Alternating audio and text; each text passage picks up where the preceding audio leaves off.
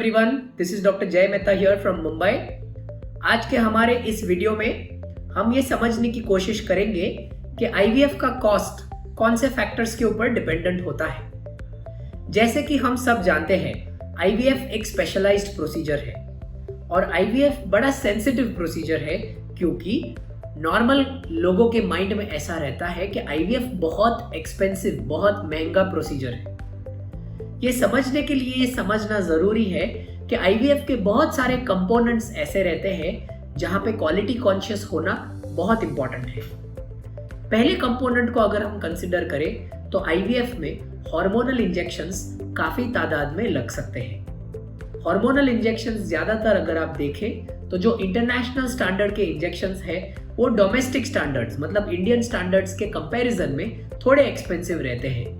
अगर मैं आपको कॉस्ट कैलकुलेट करके गिनाऊं तो पूरे ट्रीटमेंट में अगर आप कंप्लीटली इंटरनेशनल स्टैंडर्ड से जाते हैं तो अप्रोक्सीमेटली 15 से 20 हजार रुपए एक्सपेंसिव गिरते हैं डोमेस्टिक स्टैंडर्ड्स के कंपैरिजन में। ये पूरा डिसीजन कौन से प्रकार के इंजेक्शंस यूज करने, कितनी क्वांटिटी में इंजेक्शंस यूज करने, ये पेशेंट के ऊपर और डॉक्टर के ऊपर डिपेंडेंट रहते हैं।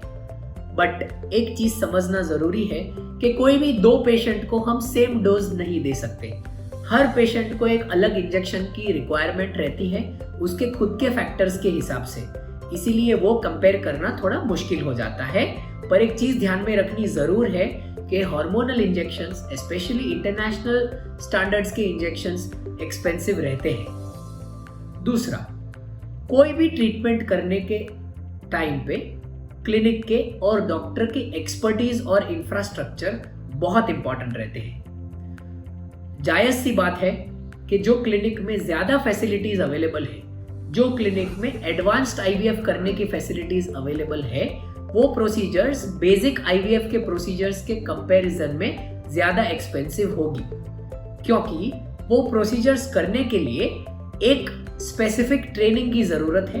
वो प्रोसीजर्स करने के लिए बहुत डेडिकेशन और बहुत मैन पावर लगता है। इसके लिए वो प्रोसीजर्स, स्पेशली प्रोसीजर्स जैसे कि जेनेटिक स्क्रीनिंग, प्रोसीजर्स जैसे कि माइक्रो डिसेक्शन, ये बहुत स्पेशलाइज्ड प्रोसीजर्स है और इसके कॉस्ट थोड़े बहुत नॉर्मल प्रोसीजर्स के कंपैरिजन में एक्सपेंसिव हो सकते हैं। इंपॉर्टेंटली, आप जिस क्लिनिक में जाते हैं उसके डॉक्टर की एक्सपर्टीज एक इंपॉर्टेंट फैक्टर हो सकता है आपके कॉस्ट में। जायज सी बात है, जितने एक्सपर्ट डॉक्टर्स रहते हैं थोड़ा बहुत कॉस्ट एस्केलेशन, एक्सपर्टीज और एक्सपीरियंस इन दोनों चीजों का आ सकता है।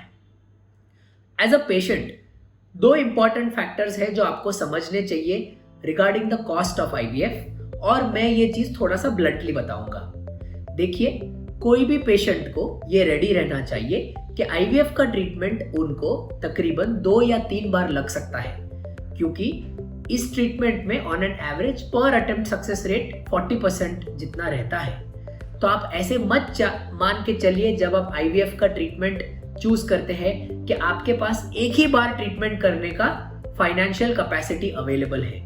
ये बहुत इंपॉर्टेंट है। सेकंड, आप जो भी क्लिनिक में जाते हैं, पूरे प्रोसीजरल एस्पेक्ट्स के और पूरे एडिशनल कॉस्ट, जैसे कि कोई क्लिनिक्स फ्रीजिंग जैसे कि एम्ब्रियो फ्रीजिंग के चार्जेस एक्स्ट्रा लगा सकते हैं, कोई क्लिनिक्स मेडिसिन जो मैंने हार्मोनल इंजेक्शंस आपको बताए उसके कॉस्ट एक्स्ट्रा लगा सकते हैं, जो आपके पैकेज के अतिरिक्त मतलब पैकेज को एक्सक्लूड करके हो।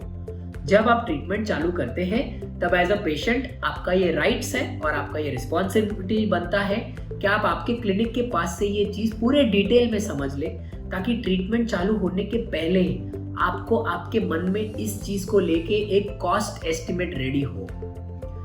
फाइनली, इस चीज को लेके मैं ये समझाना चाहूंगा कि आईवीएफ में जो सारे एडवांस प्रोसीजर्स भी है, जो तकरीबन 3 लाख 3.5 लाख रुपए के रेंजेस में जाते हैं, इसका मतलब ये नहीं कि वो प्रोसीजर्स करेंगे तो आपको आईवीएफ का सक्सेस रेट ज्यादा है।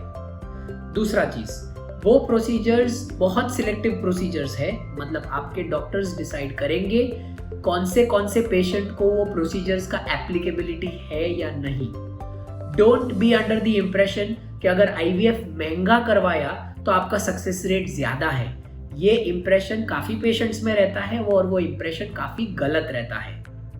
एज अ पेशेंट आपको मैं दोबारा दोहराता हूँ, ये समझना बहुत इंपॉर्टेंट है कि आईवीएफ में इररिस्पेक्टिव ऑफ योर फाइनेंसेस, मतलब इररिस्पेक्टिव आपके फाइनेंशियल कैपेसिटी के या आपका कॉस्ट देने की कैपेसिटी में, इस प्रोसीजर का सक्सेस रेट तकरीबन 40% से ज़्यादा नहीं क्रॉस होता और एज अ पेशेंट आपको एटलीस्ट 2 से 3 बार ये ट्रीटमेंट करने की फाइनेंशियल कैपेसिटी होनी चाहिए।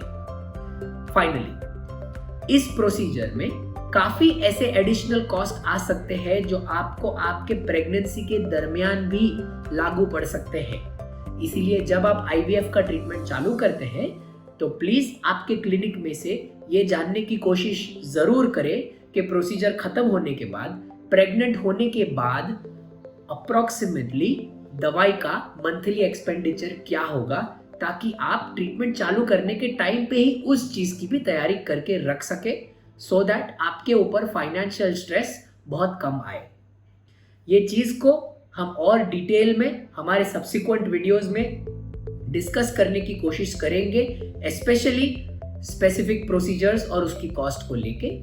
अगर इस प्रोसीजर और इस वीडियोस को लेके आपके मन में कोई क्वेश्चंस और भी है regarding the cost of IVF, तो आप हमारे कमेंट्स के सेक्शन में पोस्ट कर सकते हैं। मैं और हमारे कोई टीम मेंबर्स आपके क्वेश्चंस को आंसर करने की पूरी कोशिश करेंगे। Thank you.